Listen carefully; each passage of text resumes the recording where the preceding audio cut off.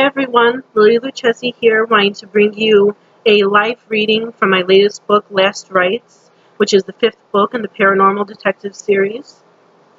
To give you a little bit of context, this book follows my two main characters, obviously Angelica and Danny, while Angelica is being stalked by an unknown vampire.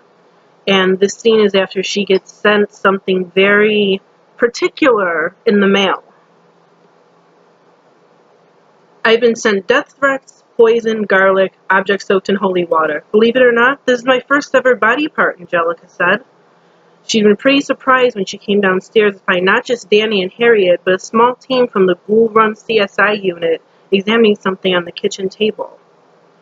You sound almost proud of that, Danny said, his face pale. She shrugged. Any idea who this might belong to? Harriet asked, gesturing to the severed tongue. Well, very few people know I live here without access to the PID database, Angelica said. The note said it was from an old lady. It has to be this empath I saved back in the 50s. Her husband was a psychic vampire purposely draining her. Can I see the tongue? She donned some gloves and took the tongue from one of the ghouls. This has a bite mark, so the vamp must have tore it out with their teeth. Danny smirked. Well, that gives a whole new meaning to the phrase slipping some tongue, doesn't it?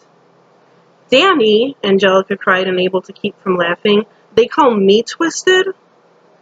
Where does this lady live? Harriet asked, looking between them with an exasperated expression. The same suburb this was mailed from, Angelica replied. Let's go and see if the vampire happened to leave her alive. Danny put a hand on her shoulder and said, Love, you are not driving. Fine, I'm picking the music, she replied.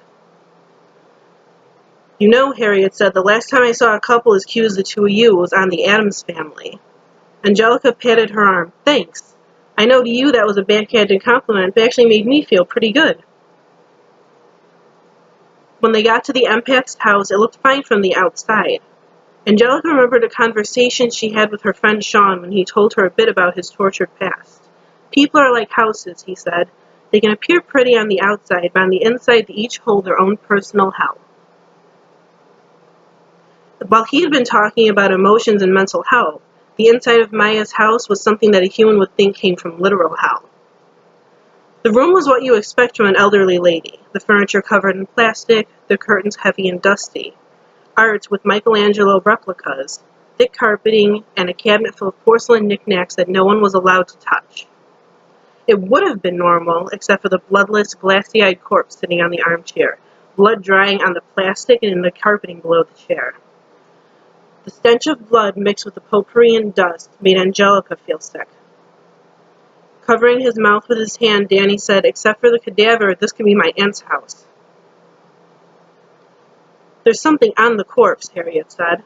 Angelica put on yet another pair of gloves and picked up the stationery that had probably come from the poor dead lady's bedroom.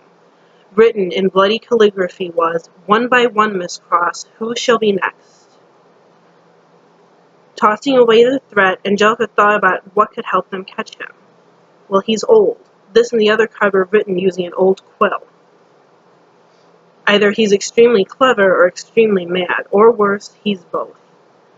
Do you think there will be more bodies? Danny asked. She looked up at him, a small tendril of fear gripping her heart. If we don't catch him, I think there will be many more bodies. Well, I hope you guys enjoyed that. I hope that if you haven't picked up the book, that it inspires you too. Thank you very much for listening, and if you want to find me, there will be links to social media and to Amazon where you can purchase everything below, and I hope to hear from you.